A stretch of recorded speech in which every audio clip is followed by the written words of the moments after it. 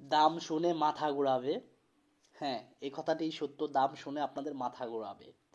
So বর্তমানে Indonesian R15B3 বাইকটি আবার অ্যাভেলেবেল হয়ে গেছে, আর বর্তমান যে দাম, এই দাম শুনলে আপনাদের অবশ্যই মাথা ঘোরাতে বাধ্য।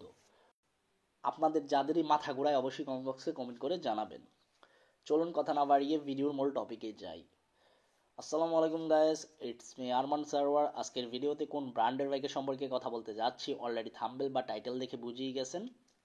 ইন্দোনেশিয়ান R15B3 ব্ল্যাক কালার বাইকটি সম্পর্কে কথা বলতেছি। এই বাইকটি অনেক বছর যাবত ধরে রাজত্ব করতেছে বাংলাদেশের বাজারে। এখনো পর্যন্ত বাইকটি চলে বিদায় বাংলাদেশে আবারও অ্যাভেলেবেল হয়ে গেছে। বাট বর্তমান পরিস্থিতিতে যে দাম, এই দামটা শুনলে আপনারা মাথা ঘোরাবে।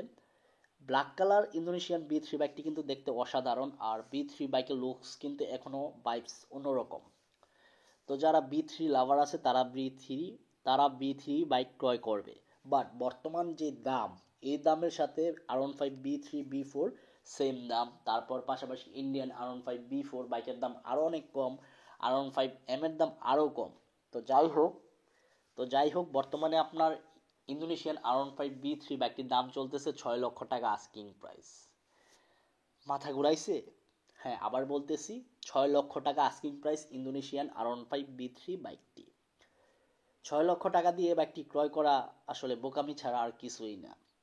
আপনি লেটেস্ট ভার্সনের বাইক ক্রয় করেন, যেহেতু 6 লক্ষ টাকা বাজেট আছে, আপনি B4 বাইক ক্রয় করেন, যেহেতু এত টাকা দিয়ে বাইক ক্রয় করেন।